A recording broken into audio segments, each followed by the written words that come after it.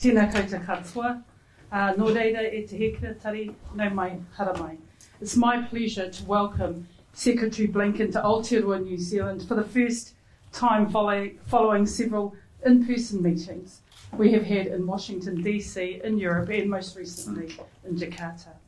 Our meeting today builds upon our commitment to advance the strategic partnership between Aotearoa, New Zealand and the United States, set out in the joint statement from the former Prime Minister Ardern's meeting with President Biden at the White House last year. The relationship between New Zealand and the United States is strong, wide-ranging and growing. Our trade links continue to grow, with the US being our third largest trade partner, worth over $22.9 billion in two-way trade last year. We value our security relationship and our strong defence connections. We're also close partners on important 21st century challenges like space, cyber security and on Antarctica. New Zealand views the US among our closest friends, and that our commitment to the international rules-based system has been designed to protect norms that work in the interests of all states, irrespective of size. I was pleased to have a warm in-person discussion with Secretary Blinken today, covering many of our common interests and challenges that our two countries share. We discussed the functioning of the rules-based international system, which has been fundamental to our prosperity, and the challenges it faces in a more contested global environment and our Pacific region. We highlighted our ongoing commitments to democracy and human rights and the strong interests we both have in supporting peace and stability in the region and globally. I particularly want to acknowledge the ongoing commitment the US is showing to supporting the resilience of our Pacific partners and indeed our region. The Secretary has arrived here having already visited Tonga, opening a post there, building on a commitment to be more present in our region, and we welcome that. We want to reaffirm that just as our bilateral relationship is important, what we do together within the region and in a multilateral sense continues to reinforce those values that we share in common. We discussed our approaches to the Indo-Pacific security issues and our respective relationships in this region. We talked about our responses to Russia's illegal war against Ukraine, and closer to home, we talked about the issues of our Pacific region and the things that we are grappling with and that we can work together on. We also spoke about ways to strengthen our bilateral relationship even further, whether that be deepening our economic ties, including through the successful conclusion of IPEF negotiations, building on strong people-to-people links that transverse families, friends, businesses, the arts like film and digital media, and links between iwi and Indigenous communities here in the United States, building off the visit of Secretary Haaland. I took the opportunity to convey New Zealand's support for the United States APEC host year this year and reiterate that we would welcome a US return to the CPTPP. In the spirit of finding new frontiers for our partnership, the Secretary and I spoke about ways to deepen our cooperation, including on technology and through bilateral dialogue on critical and emerging technologies and indeed AI. Officials will begin exploratory discussions on the scope of this dialogue later this year. As you all know, New Zealand is proudly co-hosting the FIFA Women's World Cup. There's nothing like a bit of sports diplomacy, and Secretary, we wish your team well. Welcome to New Zealand, and I'll pass the time over to you. Thank you so much, and good morning, everyone. Kia ora. Madam Foreign Minister, Nanaia, thank you. Thank you for the incredibly warm hospitality, but even more than that, the incredible quality and depth of our conversations, both the working dinner that we had last night and our meetings today, and to you, to Prime Minister Hipkins, we're really grateful for it on so many levels, which I'll come to. This is my first visit to New Zealand. I was going to say as Secretary, I have to acknowledge it's my first visit to New Zealand, period. Long overdue, and some things in life actually occasionally exceed even your highest expectations, and I can safely say that's already the case. It's really wonderful to be here. The welcome ceremony that you honored us with today is something that I will never forget, and I thank you for it. Nanaia, with your permission, there is one word that I want to say about something that is not on our agenda, and that is that we are very closely monitoring the situation and developments in Niger. I spoke with President Bazoum earlier this morning and made clear that the United States resolutely supports him as the democratically elected president of Niger. We call for his immediate release. We condemn any effort to seize power by force. We're actively engaged with the Niger government, but also with partners in the region and around the world. We'll continue to do so until the situation is resolved appropriately and peacefully. I also want to express the American people's deepest condolences after last week's shooting in Auckland. Our hearts are with the victims, with the survivors, with their families, with the people of New Zealand. It's especially in difficult moments that we're reminded of the closeness of our friendship, a friendship that is rooted in common values, common interests, and in the many connections between Americans and Kiwis. I especially want to thank our embassy team led by Ambassador Udall for their incredible work, day in, day out, to strengthen those ties between our countries and between our peoples. The United States, as a Pacific nation, is deeply committed to realizing our shared vision for a free, open, prosperous, secure, resilient, and connected Indo-Pacific. And what does that mean? That means a region where countries are free to choose their own paths and their own partners, where problems are dealt with openly, where rules are reached transparently and implemented fairly, where people, where goods and ideas are able to move about lawfully and freely. This is a shared vision between the United States and New Zealand and many other countries in the region. New Zealand has been a tremendous friend and leader on every issue of consequence in this region and well beyond, especially as the United States is working to revitalize our engagement with the Pacific Islands, as the Foreign Minister mentioned. Through the Partners in the Blue Pacific Initiative, our two countries are working together to deliver more effectively on shared priorities, to strengthen regional institutions like the Pacific Islands Forum, to enhance ties between our Pacific partners and those around the world. We're providing more than $810 million to support the Pacific Islands, helping, for example, to expand digital connectivity so that people can be connected and have greater opportunity, addressing climate change, promoting inclusive economic growth. And as I said as well yesterday when we were in Tonga and in our conversations here, our engagement has been positively and profoundly informed by New Zealand's deep experience in the region. We've had many conversations over the last couple of years about this. I've learned a tremendous amount from my friend and from our counterparts in the government, and that really has informed many of our own actions and engagement in the region. We're also advancing economic engagement and opportunity throughout the region. New Zealand's been a strong partner in the Indo-Pacific Economic Framework for Prosperity, which helps economies grow faster and fairer by facilitating high standards trade, by making supply chains more resilient, by promoting the clean energy transition, and also by combating corruption. We very much appreciate New Zealand's support during our APEC host year. We'll be looking forward to the APEC summit later this year in San Francisco, which is focused on creating a more interconnected, a more innovative, and a more inclusive future for all. With the Pacific on the front lines of the climate crisis, our two countries are working together to advance adaptation, to build resilience, to help other countries do the same. We're trying to unlock more climate financing and developing climate-smart agriculture.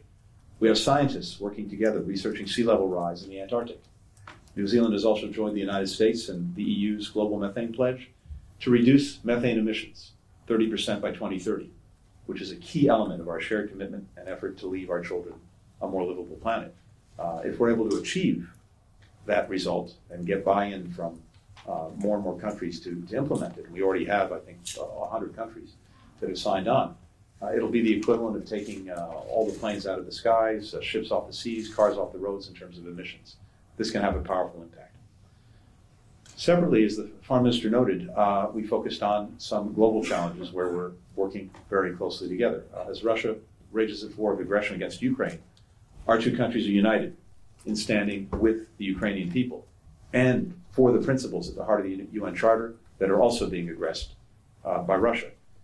New Zealand has provided essential assistance, training Ukrainian military personnel, funding efforts to remove landmines, delivering food, clean water, healthcare, and other critical humanitarian assistance to people in need.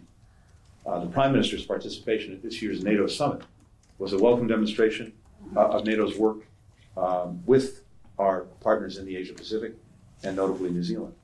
And our two countries stand ready to support a just and lasting peace in Ukraine, based on the principles of sovereignty, of territorial integrity, and independence. These are the same principles that underlie the rules-based international order that we have been working to uphold in this region, and indeed against those who seek to undermine them or advance an alternative version anywhere in the world. We recognize that New Zealand has long-standing, complex relationships with countries in the Indo-Pacific, just as we do, and will support all nations, freely determining their relationships and their partnerships. We also believe together that we should use those relationships, both with allies and partners and with other nations, to defend and advance our affirmative vision for the Indo-Pacific, in which countries make their own sovereign decisions, free from coercion. Ultimately, the partnership between the United States and New Zealand is rooted in our people and what we can do to help them. That means continuing to advance the rights of our indigenous communities, as Nanaia has throughout her remarkable career. It means championing LGBTQI+ rights, including through the Global Equality Fund, which New Zealand joined just last month. Investing in our people also means bringing Americans and Kiwis even closer together, whether through our Young Pacific Leaders program or, yes, on the football pitch. I cannot imagine a better co-host for the Women's World Cup in New Zealand, which has both a tremendous tradition of athletic excellence and a long-standing commitment to women's equality. As a lifelong lover of the game, participant as well, although at a rather mediocre level, I'm very much looking forward to cheering on our team this afternoon as they take on the Netherlands. But before that, we'll turn it back over to you, Nanaia, and to our colleagues here. Thank you very much. We're happy to take questions. Thank you. We'll start with Lloyd. Lovely, thank you very much. Lloyd Burr from News Hub. You've just used words like tremendous friends and close friends, Secretary of State. Is the US comfortable with New Zealand's close relationship with China? And on AUKUS, would you like New Zealand to join AUKUS, and what would be the point of that? What would be the benefit of us doing that? Second part first. On AUKUS, as we continue to develop it, as we continue to work, particularly now on the second pillar, the door is very much open for New Zealand and other partners to engage as they see appropriate going forward. New Zealand is a deeply trusted partner, obviously a Five Eyes member. We've long worked together on the most important national security issues. And so as we further develop AUKUS, as I said, the door is open to engagement. With regard to China, I think what is most striking to me, both here in New Zealand, in the region more broadly, as well as in Europe, in Northeast Asia, is an extraordinary convergence of approaches to dealing with the incredibly complex and consequential relationship that we all have with China. And I think if you look at what, or listen to what the Prime Minister has said, what the Foreign Minister has said, as well as what we've said, you'll see that convergence, that commonality of approach. From the perspective of the United States, we believe it's our obligation to responsibly manage this relationship. And that starts with engagement, as you've seen. We've been doing exactly that in recent months. I was in Beijing, followed by my counterpart, Treasury Secretary Janet Yellen, John Kerry, our climate envoy. Others will follow. We expect Chinese counterparts to come to the United States. First and foremost, it's vital that, given the intense competition that we're in, we have different visions, different views. It's vitally important that we communicate, that we make sure that the competition doesn't veer into conflict. And that really does start with talking, with engaging in a sustained way. That's exactly what we're doing. And we had very open, very candid conversations in Beijing, and I understand as well from the Prime Minister that he had similar, I think, constructive engagements, and we think those are important for all of us to take part in. It's the best way, first of all, to try to manage our very real differences, to see if we can't work through some of them, but also to find out if there are areas of cooperation where, in our mutual interest and the interest of many others, it makes sense that we find ways to work together.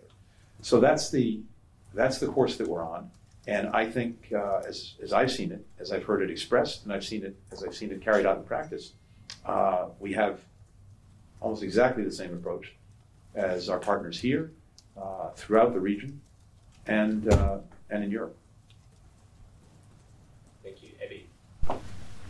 Mr. Secretary, Abby? as you mentioned, significant developments in Niger overnight as President Bazoum was seized and his residence blocked. After speaking with the President earlier today, do you agree with African organizations who are calling this an attempted coup? Are U.S. Embassy personnel on the ground safe, and how will this impact your counterterrorism operations in the region? And Foreign Minister, how concerned are you that new policing and defense agreements between China and the Solomon Islands will undermine agreed-to Pacific security norms? And has Prime Minister Sagovare responded to your calls to immediately publish the details of the deal? I'm happy to start. Abby, we are greatly concerned about the developments in Niger. And as I mentioned, I spoke with President Bazoum a few hours ago and made clear that we strongly support him as the democratically elected president of the country. I've also been in contact with other counterparts, including our French counterparts. Our team at the State Department has been in very close contact with partners in Africa, as well as with the leading organizations in Africa, the African Union, ECOWAS, et cetera. And I think what you're hearing across the board, but I'll speak just for the United States, is a strong condemnation of any effort to seize power by force and to dispute and disrupt the constitutional order. Whether this constitutes a coup technically or not, I can't say. That's for the lawyers to say. But what it clearly constitutes is an effort to seize power by force and to disrupt the Constitution. So we are calling for the immediate release of President Bazoum. We're calling for the immediate respect for the rule of law and for public safety. And we're doing that in, I think, chorus with many others who've spoken out today as well, including the economic community of West African states, ECOWAS. We're monitoring the situation very, very closely. We're, as I said, in communication with governments throughout the region and beyond. Our own strong economic and security partnership with Niger depends on democratic governance and respect for the rule of law. In terms of our embassy, we've of course been in very close contact with our team there. They released a security alert advising U.S. citizens to limit any unnecessary movements, avoid the affected area until further notice as the situation evolves. And the embassy is doing what it always does in these situations, which is to conduct a full accountability of all of its official personnel and family members, and of course we're messaging the American community. So we're keeping a very close watch on this. Abby, thank you for the question. And with regards to the arrangements between China and the Solomon Islands, of course we respect the sovereignty of Solomons to make their own decisions, but for New Zealand we also respect regional arrangements that have been long held and agreed to, like for example the Boe Declaration. And what that means in a practical sense is that there is widespread agreement amongst Pacific states that when it comes to security issues that we will take a family first approach. And so these arrangements that have been reached, we have raised our concerns because of the lack of openness and transparency around the full nature of these agreements, the potential impact for the region, because we know a family first response is one that seeks to preserve regional security and regional sovereign interests. And anything that might impact on that should be made clear to other Pacific partners. And that's why we'll continue to push on the Solomon Islands, PM Sagovare, to make clear what the full extent of those arrangements are so that we can assess what it means for our region. This is a question for Secretary Blinken. Jessica Mackay from Television New Zealand. A two-part question, if I can. Firstly, on the issue of Ukraine, are you confident that that the counteroffensive has begun, and how hopeful are you of its success? And also, what would it take for the US to rejoin the CPTPP? Great. Thank you very much. First, with regard to Ukraine, well, first, of course, the counteroffensive itself did begin many weeks ago. I think the question on the table now is whether the Ukrainians are deploying some of the units that they've held back and putting all of those into the counteroffensive. And I really refer you to our Defense Department and other experts on exactly what's happening on the ground. But what I can say is this. We believe that the tools, the equipment, the training, the advice that many of us have shared with the Ukrainians over many months puts them in a good position to be successful on the ground in recovering more of the territory that Russia has taken from Ukraine. Keep in mind, it's important to step back for 1 minute. What Russia was trying to achieve in Ukraine has already failed. The objective that President Putin set in Ukraine was to erase it from the map, to eliminate its independence, to subsume it into Russia. That failed a long time ago. Now, of course, there's an intense battle going on for the land that Russia has seized from Ukraine, and that Ukraine is rightly trying to recover.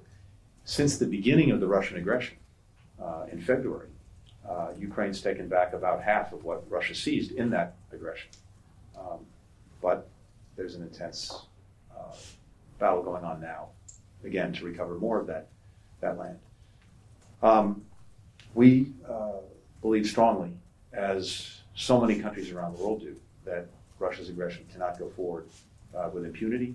To allow that to happen would be not only to acquiesce to the aggression against Ukraine and its people, but to the aggression against the very principles at the heart of the United Nations Charter that are vital for peace and security around the world: territorial integrity, sovereignty, independence. That's why so many countries have come together in such strong and sustained support for Ukraine as it goes forward. At the end of the day, the strength, the resilience, the dedication of the Ukrainian people are really what's going to make the difference. They're fighting for their own country, for their own future, for their land, for their freedom. The Russians are not, and that's fundamentally the difference maker. With regard to trade, we have, as I think you heard the Foreign Minister say, a vigorous and strong trade and investment relationship between our countries, and I think that's only going to grow. Our focus right now is on building out the Indo-Pacific economic framework, and I think that's important in a number of ways. We, by the way, deeply appreciate New Zealand's very positive engagement and leadership on really fleshing that out. This is a new type of economic arrangement. It goes beyond, in many ways, traditional free trade arrangements, both in the ambition of its commitments, as well as the scope of the areas that it covers. So, for example, we are working together to actually address what already are, the critical pillars of 21st century economies: secure and resilient supply chains, digital transformation, clean energy development, and making sure that trade is actually facilitated and that it's done in a fair and transparent manner. We've had great success already with the Indo-Pacific Economic Framework in building out the second pillar on supply chains, and we're working closely together on that. By the end of the year, I suspect we will have finished developing the other pillars. So that is our focus, and we're gratified to have New Zealand's partnership, as well as many other countries, in advancing, not just advancing that vision, but turning it into a practical reality. Thank you. And finally, Michael. Hi, Michael Birnbaum from the Washington Post. Thanks very much for taking our questions. Secretary Blinken, I could ask a couple questions about Ukraine. The African leaders are meeting today with President Putin, talk about food issues among other topics. Can you tell us about what outreach you and the Biden administration have had in trying to get African leaders to push Putin on the grain deal, and what your backup plan is if Russia does not move on that? And I was wondering if I could ask you also about U.S. policy on sharing information about war crimes in Ukraine with the ICC. Has there been a shift on that? And you may have just told us to ask the Pentagon about the counteroffensive, but there are reports out there that the U.S. believes there's been a shift to a main phase of the Ukrainian counteroffensive. So just wanted to see if you had a precision about that. And Madam Foreign Minister, I'm wondering, from your perspective, what parts of Pillar 2 of AUKUS New Zealand might be interested in joining and taking part in?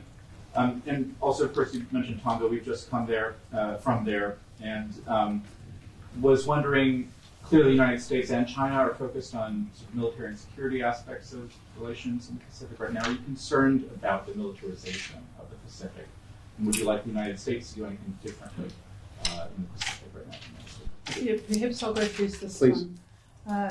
Thank you for the question. And I've been quite clear in terms of New Zealand's position on the AUKUS arrangements right from the beginning, is that New Zealand's not prepared to compromise or change our nuclear-free position. That's in the first instance. And that's acknowledged and regarded by AUKUS members, and they have certainly heard what we've said in relation to our concerns around compliance of those arrangements with the Treaty of Rarotonga, and it is a widely held view across the region.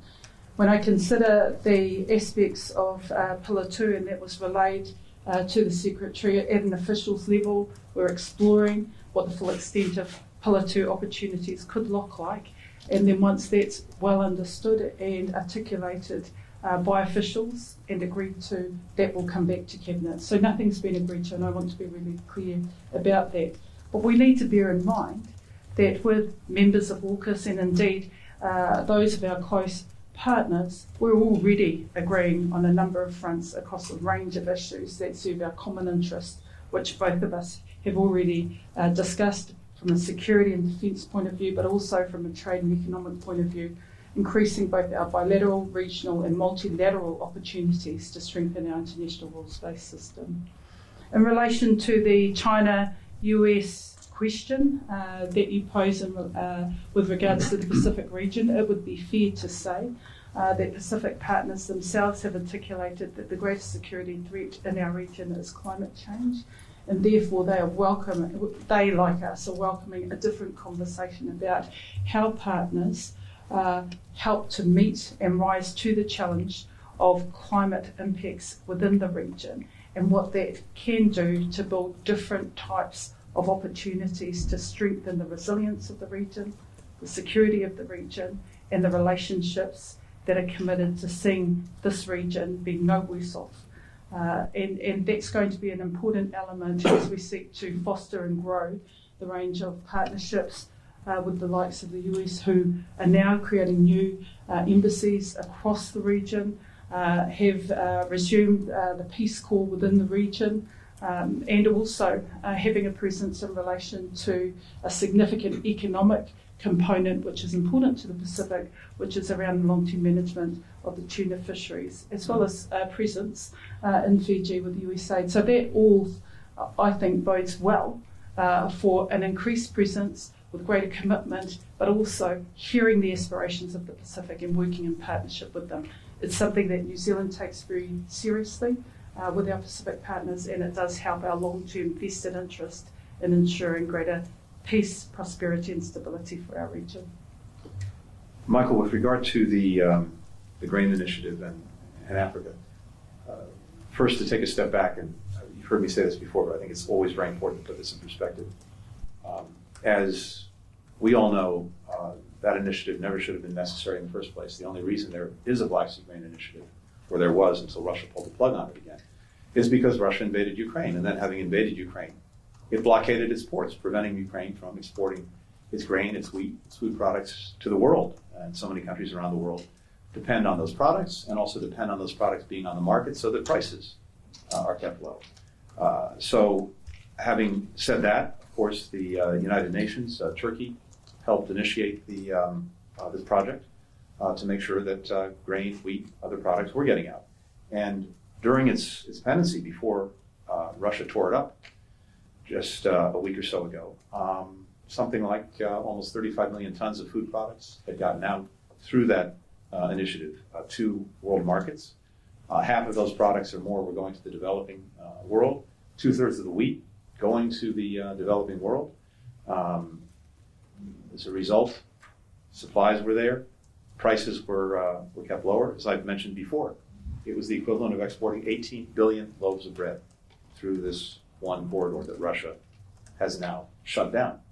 So that's the context in which this is happening. From day one, going back to the initial Russian aggression, we've been in very close contact with partners throughout Africa, particularly on the question of food security. We had a special session when we were in the presidency of the Security Council a year ago in May, in which we focused on food insecurity. That's been the product of a confluence of things over the last few years, to include climate, to include COVID, and unfortunately to include conflict, and notably the Russian aggression. All those things have come together to make food supplies more challenged and to increase prices. So we know that particularly for countries in Africa, this is an acute problem. And the United States, going back a long time, has been trying to lead the response to be part of the solution. Since the aggression against Ukraine by Russia, we've contributed an additional $14.5 billion to global food security. Some of that for emergency assistance to help countries, particularly in the developing world, that were in need. Some of it going to help their sustainable productive capacity. On the margins of that UN meeting that I mentioned, I pulled together colleagues from about 10 African countries. Again, this is a year ago May, to hear from them what they were looking for, what they needed from all of us to address this challenge. And what I heard was not only the emergency assistance, which is deeply appreciated, but also investments in their long-term productive capacity. When we had the Africa Leaders Summit that President Biden convened and had African leaders together for 3 days in Washington, this was a big focus of our work and ongoing efforts. Parenthetically, the United States contributes about half of the budget of the World Food Program. Russia contributes about 0.02%. So that gives you some idea of who's the solution and who's the problem. In the immediate, yes, we've been in very close contact with countries throughout the developing world, and notably countries in Africa. I think it's very clear from the responses that you've already seen that they know exactly who's to blame for this current situation, the current predicament, with Russia pulling out of the Black Sea Grain Initiative. And it wasn't only pulling out. What have they done since they pulled out? They've repeatedly bombed the port of Odessa. They've laid mines in the Black Sea. They've explicitly threatened shipping. I think that sends a very clear message, and I think it's a message that is falling on very, very critical and concerned ears in Africa and throughout the developing world. My expectation would be that Russia will hear this clearly from our African partners when they meet. With regard to the ICC, we've made clear that there needs to be accountability for those who have committed war crimes in Ukraine. And we've said that consistently from day one, and we've also acted on that. We support the ICC's investigation. We'll be cooperating with that investigation. I'm not going to get into the details, the specifics of any cooperation, because the court treats requests for cooperation confidentially, and we of course respect that.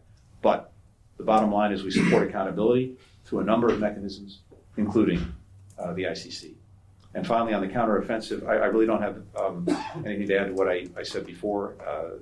Again, it's been ongoing for some weeks, and the question now I know that you're asking is the main thrust now moving forward, and I really refer you to the Pentagon on that. Thank you. Well, Secretary Blinken, thank you very much for coming to visit New Zealand, being so generous with your time.